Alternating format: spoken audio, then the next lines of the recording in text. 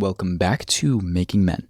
Today, I recorded this entire episode and then discovered that my microphone was off. And so now I'm re-recording the episode with the microphone turned back on. I hope this doesn't make noise as I adjust this just a little bit because I don't want to clog up my face, but I also want you guys to be able to hear.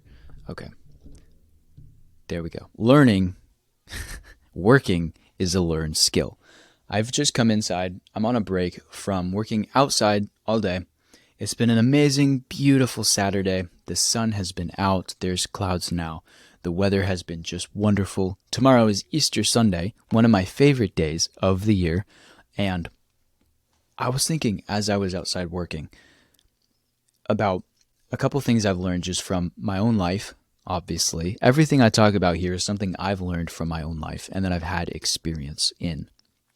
I have a lot of compound experience, as I call it, living in a special needs family and just living the life that I've lived and that I've chosen to live, learning the lessons, choosing to learn lessons the hard way. Not the hard way, choosing the harder path that teaches me the lessons because it is ultimately the better path, making the choice, right? Whole thing founded on the choice. Still my most popular episode and still getting just as many listens as all of the other ones that are now climbing and ranking on the chart. So it's good to see that episode still has so much traction with you guys. I love it. Go listen to The Choice, the first episode of this podcast. Whew, that was a mouthful. All right, working is a learned skill. I'm a little tired from working today, so if I ramble, if I mumble, if I'm getting my words mixed up and tossed around, excuse me, and just let that be testament to the fact that, hey, I'm actually doing good stuff out here. I want to go over 3 things, what I decided when I recorded this the first time.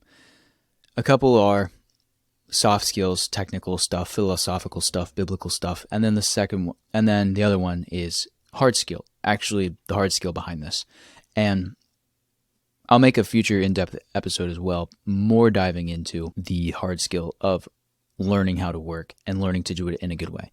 But let's go over this a little bit real quick here. I'm not going to take a ton of your time today. It's Easter, so go and enjoy yourself. Enjoy your family. I know you guys are probably getting home from church. You're listening to this.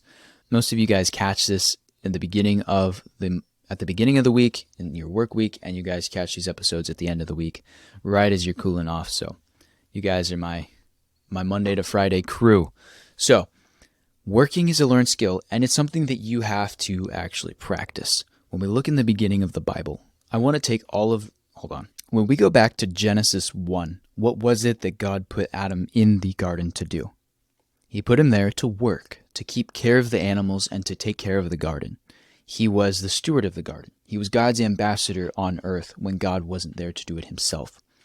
Adam was put there to take care of God's creation as the head and as the best of and as the most highly lifted and most glorious of God's creation, even over the angels. The angels we are higher than the angels, even though we are lower in power. Paul talks about this. And so we see God put Adam in the garden and tell Adam to do 2 things. 1, to work, and 2, to listen.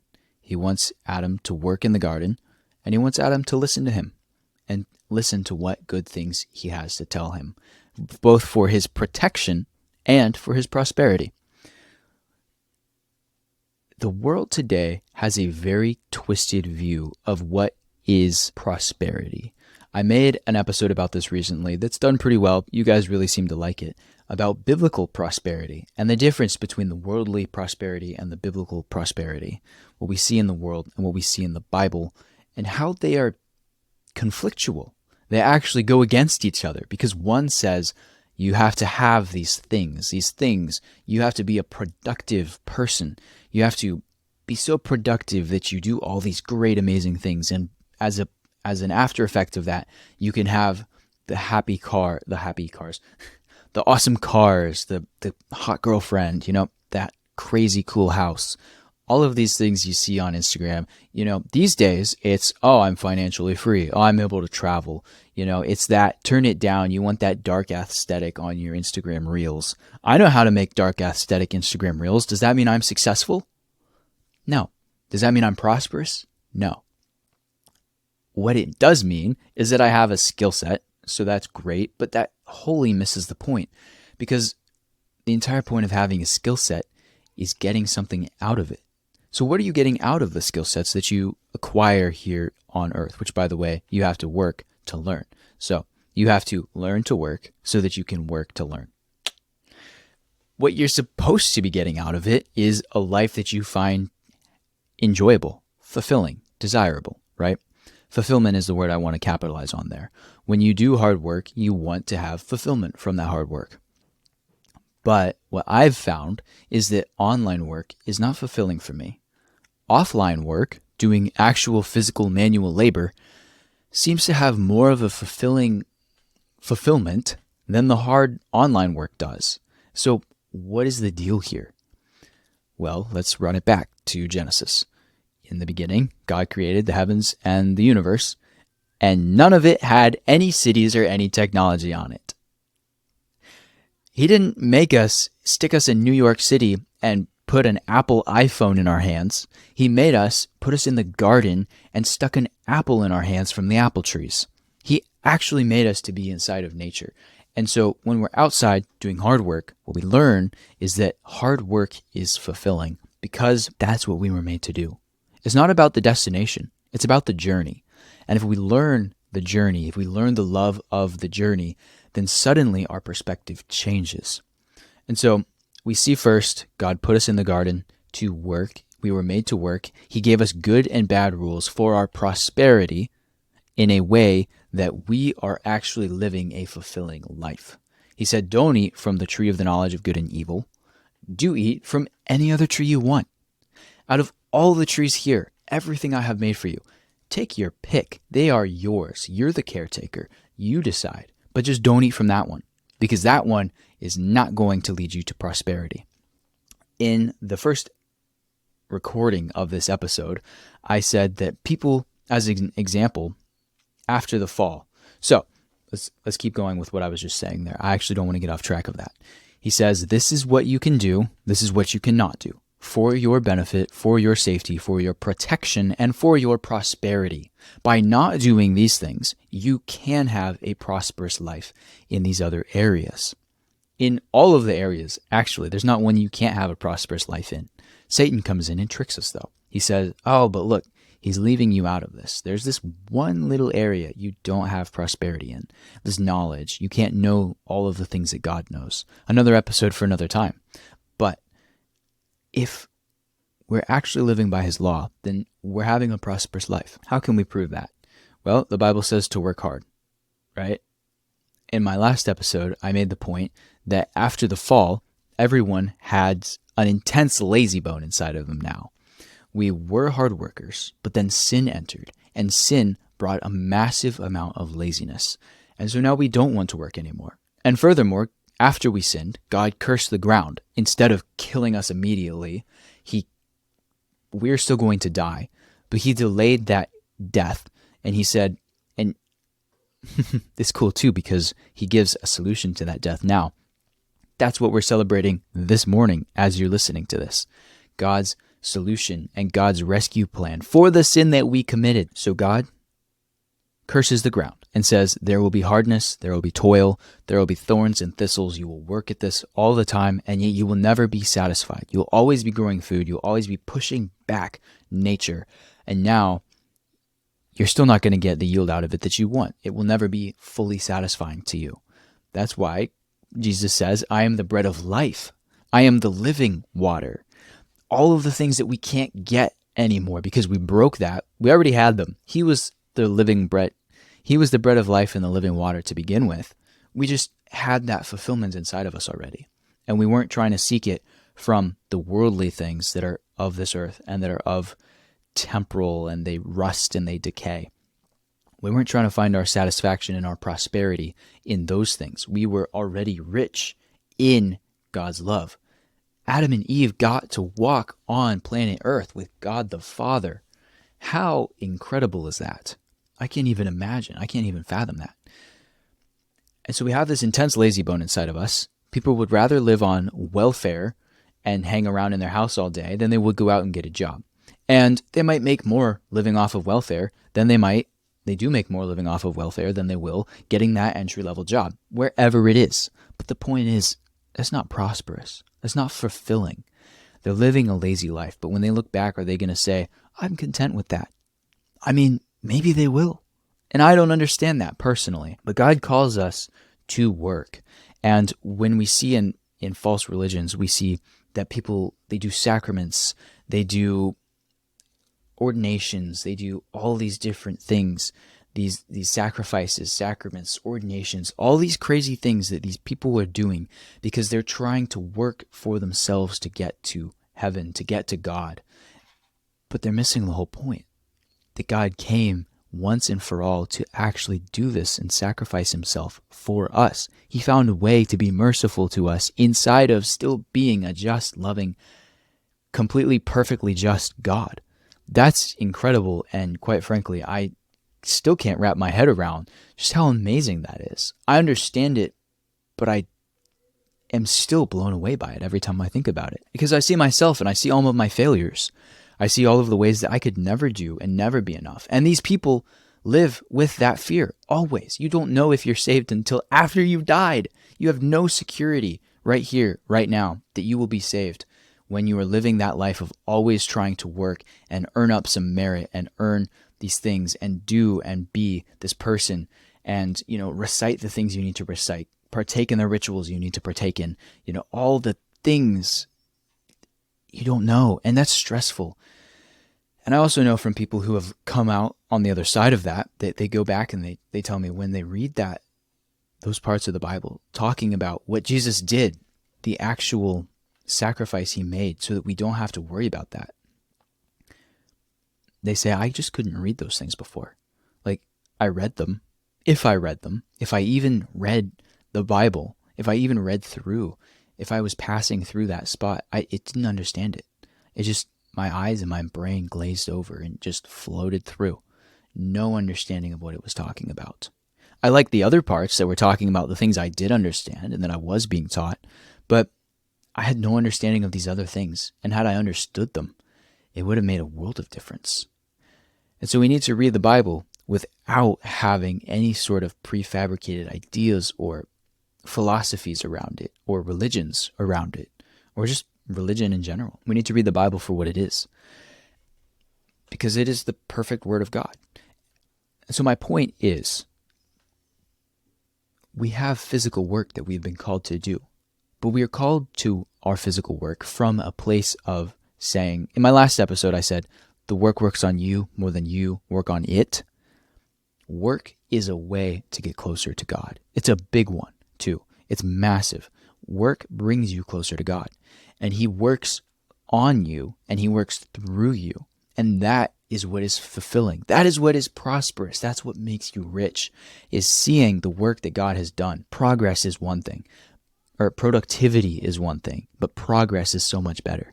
And sometimes you don't see progress. You don't see it like you see productivity. You don't see, oh, look how much money I'm making, being progressive. Sometimes it looks like the opposite. Sometimes you don't see any physical productive fruits. You're not producing a product that's something you can hold. It's a final outcome. It's something inside of you. And this is what God says is most important. When the Israelites were sinning all through the different books of the prophets, he said, you guys, you worship these other idols, and then you come and worship me the same way that you're worshiping them. But I don't want your sacrifices. They're disgusting to me. Your sacrifices, your rituals, everything you're doing, all the things you're saying to me, all the prayers, they disgust me because your hearts are not in the right place. I want you solely. I want your heart to be in the right place. And the Bible tells us that that is having full reliance on God and saying, I trust that Jesus once and for all took my sins so that no longer do I need to sacrifice, to have sacraments, to have ordinances, to have anything that I need to do other than simply returning the answer, returning the call when he knocks on the door. Like he says in Revelation, behold, I stand at the door and knock, and all who hear will let me enter, and there will be a good feast. There will be a great feast. But you have to get off your butt to go open the door. And so what we see is that we have to respond to God And the fruit of our response is that we want to do the work he has called us to.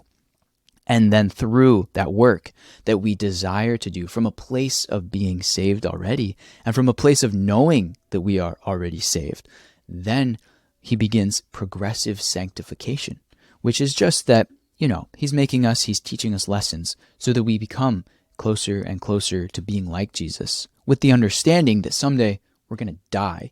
We still will never be good enough, no matter how much progressive sanctification we have here. These are fancy names, but he teaches us lessons throughout our lives, and we become more like Christ if we are following him. And then we see the fruits of the Spirit, and we see the fruits of our labor because the roots have been planted by streams of living water, and he is the living water. And the Bible talks about that, right? The one who delights in the law of the Lord is like a tree planted by the stream. Psalm 1. Go read Psalm 1. We need to understand what God is telling us in the Bible so that we can understand how to work, how work happens, how it should happen. It's a learned skill, and I'll talk about the productive side of that later, but I want to talk about the progressive side right now. And I'm almost done talking about it because I don't want you guys to spend too long on this episode. I want you to be enjoying life with your family. But as you are doing that today, as you're out with your family, as you're going to church, I want you to ask yourself, if it is true that Christ has set me free right here, right now, all I need to do is respond to the call and put down everything else that I am doing, everything else that I am trying to be, everything that I've been taught I need to do, I need to say in order to get to God. What does that mean for my life? How does that change my life? How does that change the way that I live? How does that change the way I think? How does it change the way I see my family? And I can think of people right now who need to ask themselves that question and answer that question for themselves. And I can think of people who have. And it gets me really emotional because it's the most fulfilling thing. I can tell you this from personal experience. Seeing the work of Christ, seeing the fruit of the labor that we put in, that labor being love, joy, peace, patience, fruits of the Spirit.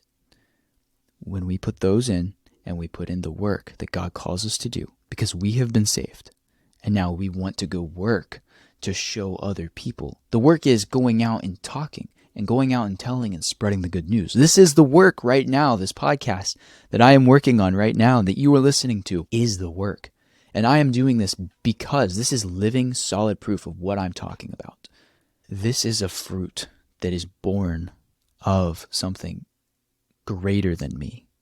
And when I lay down my life and I lay down my own productivity and when I lay down my own desire to be happy, then what I see is it brings me back to that garden. And it brings me back to what I was made to do in the first place. To love God and enjoy him forever. And one of the ways that I can worship him is through the work that he has called me to do. I'm an ambassador in all of my relationships, in all of the work that I do in the workplace, in the way that I take care of my house, the way that I take care of my yard, the way that I take care of my body. We're not the creator, but we are creatives. We were made to be creative. We were made to steward the things that he's already created. And so that means that I have to take care of my body. I have to take care of the outdoors. Look, behind me right now, there's my normal house plants that I have in here. And then there's some new plants right here because we're getting ready to bring them outside after the cold weather has subsided more. But it's all a journey. And that's the whole point. It's about knowing that someday we will be with Christ. And in the here and now, we get to celebrate that. And the point is that we need to share it as much as possible with the people we encounter in our lives from a place of love. I speak all of this from a place of, I believe this so hardcore because of what I have seen in my life. I have seen it from the youngest, like from before I was born. I've seen God's work from the stories that my parents have told me about my own life before I was born, about their lives before I was born. And I see this common theme of God working. And so I want to bring that to everyone I possibly can. And that's the whole point of this podcast. It's for me to document this journey. This is the journey that I'm talking about on this podcast. That's the journey. And I want to show you guys the skills that I'm learning because of it and the way it's changing how I live my life in a functional way. But the only reason I change it in a functional way is because I've learned something in a thinking way that has changed how I think. I've learned something in a heart way that changes how I approach things, how my heart is, where my heart's focus is. The Bible says where your treasure is. Jesus says in Matthew, where your treasure is, where your physical productivity is a good indicator of where your heart is. Like, where is your physical productivity? Where are you spending your time? Where are you spending your resources? Because that's where your heart is. And so we can spend it. I spend it on equipment. That's where I spend my money. I go out, I be productive, I do hard work, honest labor, which always brings a profit, like Solomon says in Proverbs. And then I come back, I'm smart with my money, like Jesus tells me to be. And then I put my treasures into this so I can make stuff to talk about God. Music, the music I make, the books that I write, the things that I'm working on, the things that I'm creating right now, because I am a creative. I am drawing from the main source of the Creator.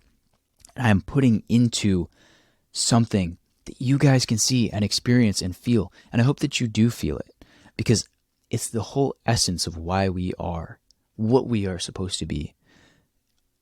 My job is to have my mind blown every stinking day by how amazing God is. That's what I was created for, and He wanted me. Like, I was created for that, but not just for His own satisfaction. Like, yeah, for His own, because everything comes back to Him and His glory. But He deserves it. That's the whole, He deserves it. So, if you're living this life, if you were living a life, there are many lives that all of us live. But we can all converge on the one point, and we all become a brotherhood and a sisterhood and a family and a body in Christ's blood that was shed once and for all on the cross, so that we never again would have to do another sacrament, sacrifice, ordinance, any of the things that they teach us to do in this world, because it's worldly productivity that they think will yield progress but does not. And instead, we need to focus on the true progress, which is the progress of our hearts, which the Bible says over and over and over and over and over from the very beginning. He wanted Adam and Eve's heart. He didn't want them, what they thought they wanted was knowledge. It was physical. It was tangible in the form of that tree. They thought that what they were going to get would somehow make them better, but they could never be better than they already were. They were already perfect, and yet they felt like they wanted to be better. That's crazy to think about, actually, when you think about it. So don't try and be that person. Rest in the fact that you are sinful, in a sinful body right now. I fight every day. The Bible says, I'll get bad moods sometimes. I'll get frustrated with people. Like, we all do stuff that we wish we wouldn't do, when we are living from a place of having the sanctification of God and knowing that we will be fully sanctified in the future. If we know that we are going to be restored to that perfection that Adam and Eve had, then why would we continue trying to work to get it like they did, thinking that there was something better that we were missing out on, that God was holding something back from us? He gave us everything, and He gave us everything again when He died on the cross. So, that is the spirit of Easter. That is the spirit of hard work. It brings humility. It brings a humbleness and an honestness and an openness to say, humbleness, honesty, and openness to say, I can't, but He can. And quite frankly, it's not even worth me trying. My good deeds are filthy rags in the end. So why even bother?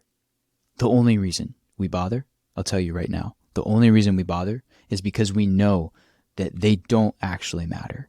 The only reason we do them is so that other people can see what does actually matter, which is Christ. And that's it. So that is all that's still a pretty long episode. But yeah, enjoy your day, you guys. Happy Easter to you. Go out, get some hard work done.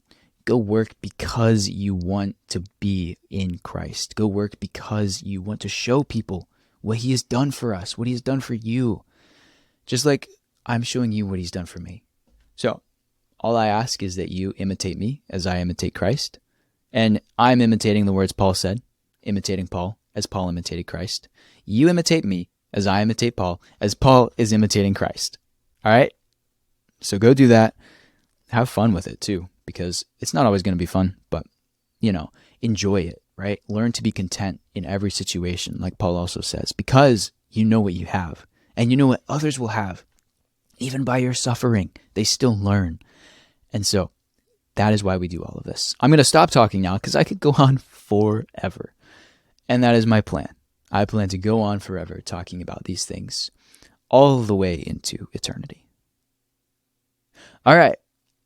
To eternity and beyond, and I will see you guys next time. Peace out.